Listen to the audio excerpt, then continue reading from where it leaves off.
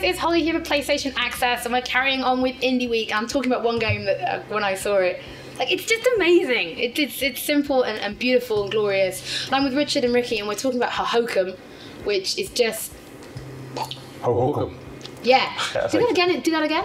We can't do it in sync again. Oh, we can. Hohokum. Done. Interview over. Thank you so much for joining it. No. Right, so you guys, just before we started filming, were telling me about the collaboration you're doing, because obviously everyone kind of recognises Honeyslug from Frobisher Says, which was a Vita launch title, and we've already interviewed the guys from Super Exploding Zoo. But this is actually more of a collaboration, so give us some idea of how that even got started, because it's quite an out there game. For us, I guess, being friends, and That's a good start. I'd never made or wanted to make video games. I was like an artist, I guess, like an illustrator, and we sort of got to know each other, and we decided to start having a go at making a video game. And this is quite a long time ago. 5, 6 years ago. The thing that we started making has ended up being Hohokum. Yeah, so we started making this game, Hohokum, and eventually we entered a prototype into the IGF, you know, the... With Eurogamer first. Eurogamer in 2010 was the first time we had something that was like, yeah, this is definitely something. There were at least 3 or 4 distinct prototypes that Hohokum could have ended up being. And if somebody had said, yeah, we want you to make a game right now, what have you got?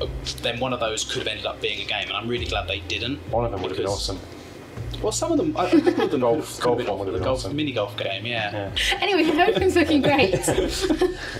Thank you very much. Yeah, so have you played it much? Yes, actually I have, and I play it every opportunity. The music for me was the biggest hook. So while I've mentioned music, it's Ghostly International, so it's all very independent record labels. So well, it is a independent record label. So how did you guys get all those different people? Because some of it's pre-existing music, and from what I understand, some of it's being kind of made for you guys to use in the game. So how on earth did you start that relationship and even building a music library to use in a game? So Sony Santa Monica, who we're working with on this game, I've got quite a good history of working with musicians. I don't know if you've played Soundshapes, which has obviously got a lot of collaborations with different musicians there, and they have people there who are just amazing with music. Both in terms, they have in-house composers and sound designers, and then they have just guys who just know a lot of stuff about music, and they basically put together this deal with Ghostly. We had a big Spotify playlist of a whole bunch of our favourite musicians, and we just kind of went through each place and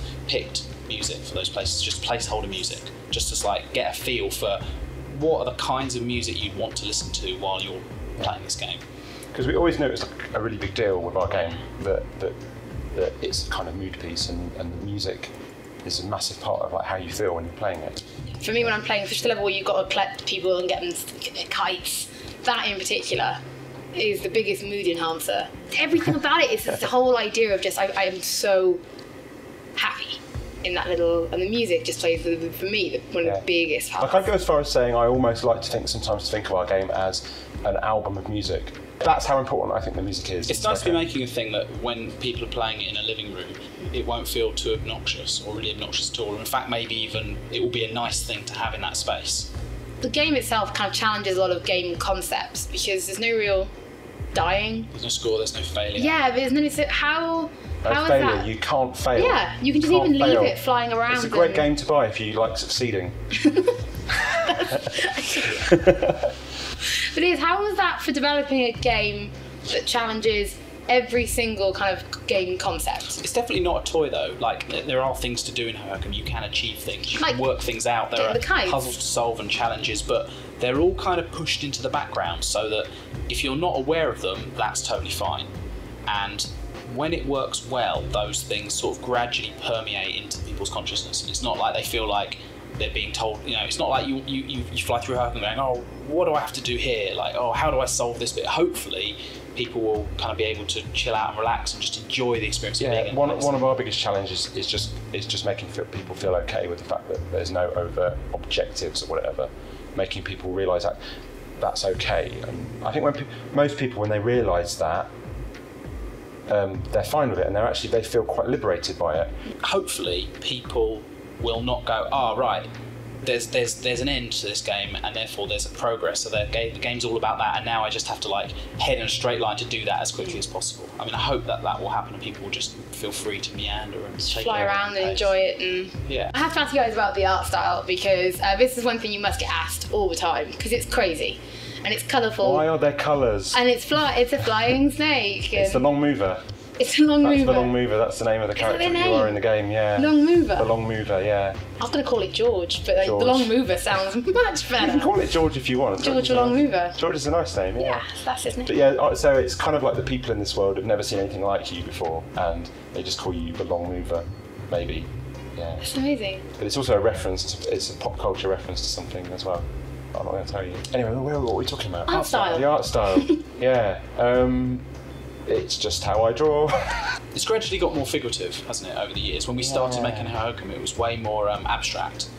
And then over the years of us making it, there are still bits in the game that look like that. But guys, I'm going to sort of wrap it up with my final question I ask everybody, because now we've spent sort of all this time talking about the game. When are people going to be able to get it? 2014. 2014. That's next year. That's next year. Yes, it is. Yeah. It is next year. PlayStation 4, PlayStation 3, PlayStation Vita. So everyone can be able to. Yeah. Everyone can play Hohokum. Thank you so much. I'm serious. This is for me the most. It just transports. Like when I play it, and I'm happy. I'm happy when I play it, and I'm happy after I finish playing it. I carry on being happy. Thank you so much, guys, and good luck with everything with Hohokum. And I hope people get to experience it and decide for themselves what you think you're trying to say in your magical world. Oh, thank you very much. Thank you very much. Yay.